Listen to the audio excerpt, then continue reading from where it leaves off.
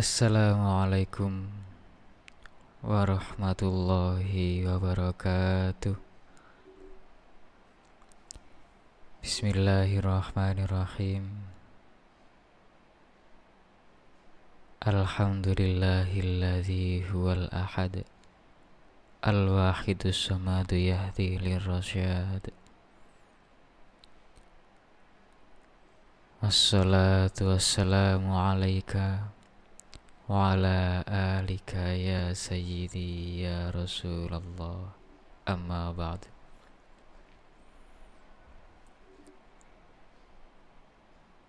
Hadirin hadirat pemirsa yang dirahmati oleh Allah,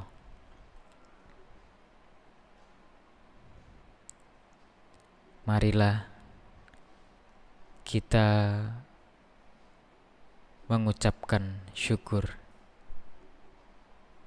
Alhamdulillah, karena sampai detik ini kita masih diberi kesempatan oleh Allah untuk ikut memuliakan bulan Ramadan dengan memperbanyak amal ibadah, baik lahiriah maupun batiniah. Hadirin hadirat yang dirahmati Allah, salah satu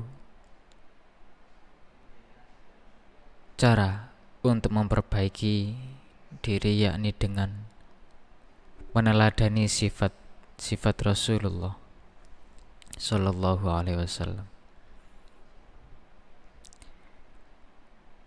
Rasulullah Sallallahu Alaihi Wasallam diutus di muka bumi ini untuk menjadi rahmatan lil alamin, menebar kasih sayang, memberikan maaf kepada umat-umatnya. Hadirin hadirat yang dirahmati Allah,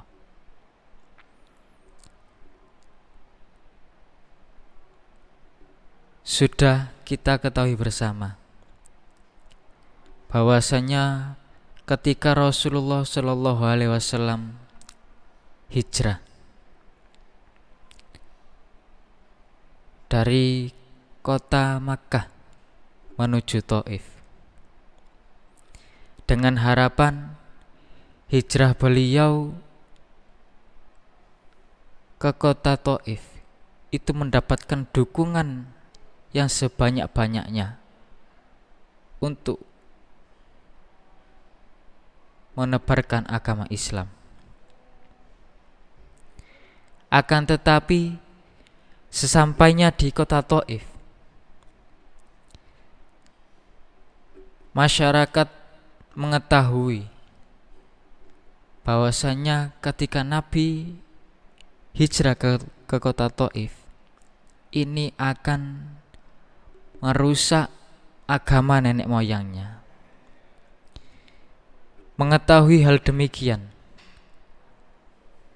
maka masyarakat kota Taif bersatu. Bagaimana caranya agar Nabi Muhammad SAW ini keluar dari kota Taif? Akhirnya dengan segala pemikirannya, bagaimanapun caranya,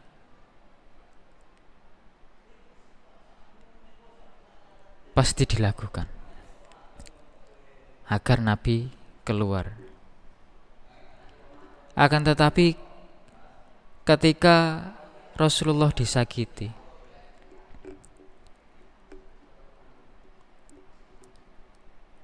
Rasulullah tidak membalas, akan tetapi dengan kasih sayangnya sehingga beliau memaafkan masyarakat Taif tersebut dan berdoa, Ya Allah,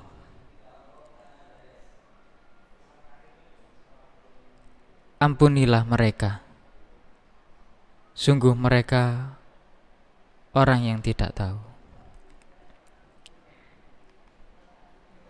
Begitu besarnya rasa maaf yang dimiliki oleh Rasulullah.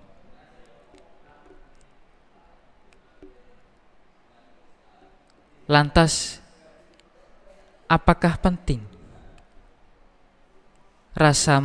sifat pemaaf bagi diri kita?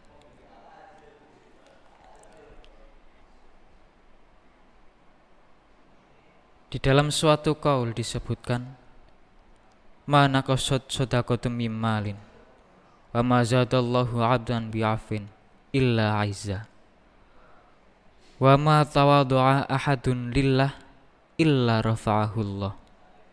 Yang artinya, sedekah itu tidak mengurangi harta, dan tidaklah Allah menambah bagi seorang hamba karena maafnya kecuali kemuliaan. Serta tidaklah seseorang merendah diri karena Allah kecuali Allah akan meninggikan derajatnya. Demikian kemuliaan bagi orang-orang yang memiliki sifat pemaaf. Tidak akan merendahkan dirinya sendiri. Bahkan ketika seseorang tidak mempunyai sifat pemaaf dalam dirinya, maka otomatis akan timbul dalam hatinya sifat pendendam, yakni kebalikan daripada sifat pemaaf. Akan muncul sifat-sifat yang mudah tersinggung, tidak ingin disaingi, dan lain sebagainya. Yang semakin lama sifat-sifat tersebut akan mengotori hati. Apabila semakin kotor hatinya, maka semakin sulit baginya untuk melakukan suatu kebaikan.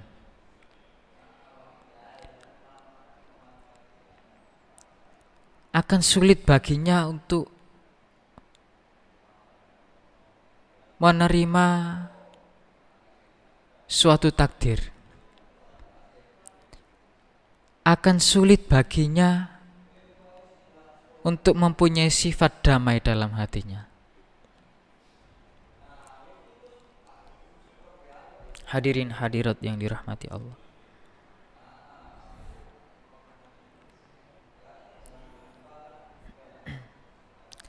Lantas bagaimana agar kita mempunyai sifat pemaaf tersebut? Kuncinya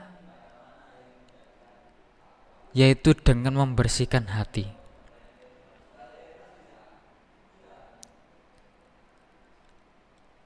Karena dalam suatu hadis disebutkan, inna fil jasadi lamudghatan idza saluhat saluhal jasadu kullu wa idza fasadat fasadal jasadu kullu ala wahiyal qalbu. Sesungguhnya di dalam jasad seseorang terdapat segumpal darah, yang apabila segumpal darah tersebut baik, maka baiklah seluruh tubuh. Dan apabila segumpal darah tersebut buruk, kotor, maka kotorlah seluruh tubuh. Ingatlah, segumpal darah itu adalah hati.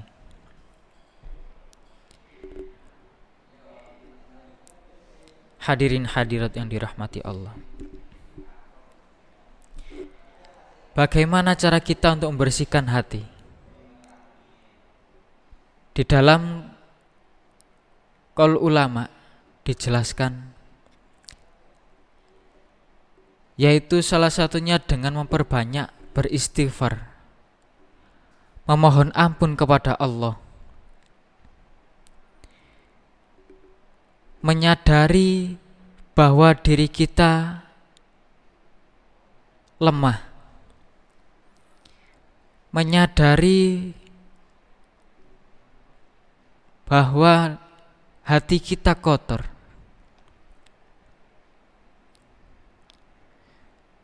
mengakui bahwasanya kita terlalu banyak dosa.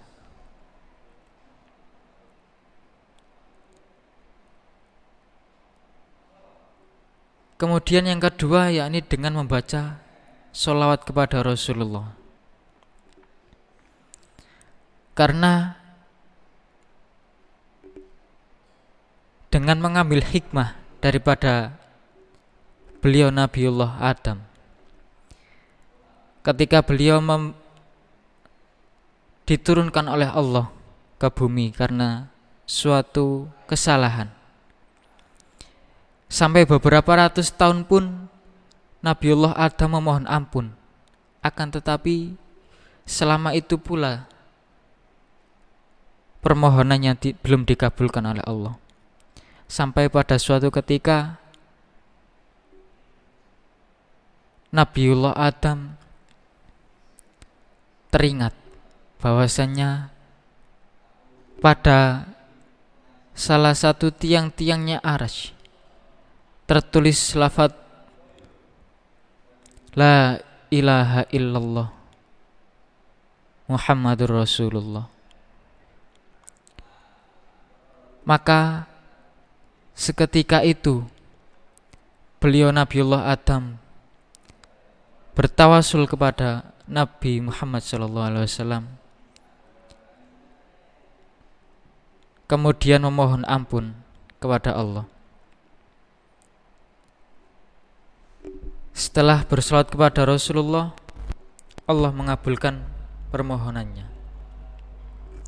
Begitu juga dengan kita para hadirin. Apabila kita dengan dosa-dosa yang telah kita perbuat, dengan kotornya hati kita, dengan lemahnya diri kita, tidak mungkin bagi kita untuk doa kita langsung dikabulkan oleh Allah. Tapi dengan kemuliaan beliau Rasulullah, kita bertawasul kepada beliau, memperbanyak sholawat kepada beliau, memohon syafaat kepada beliau, yang semoga segala permohonan kita dikabulkan oleh Allah, dimudahkan oleh Allah.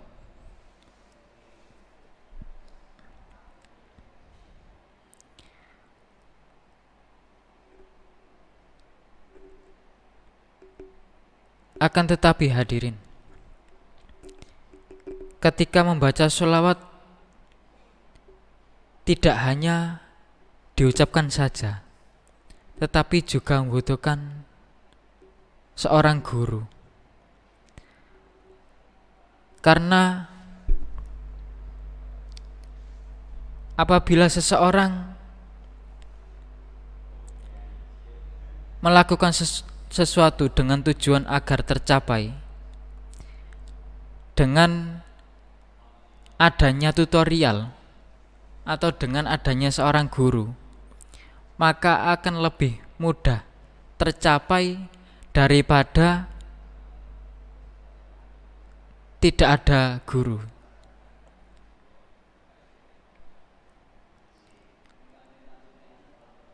Marilah hadirin, kita berdoa kepada Allah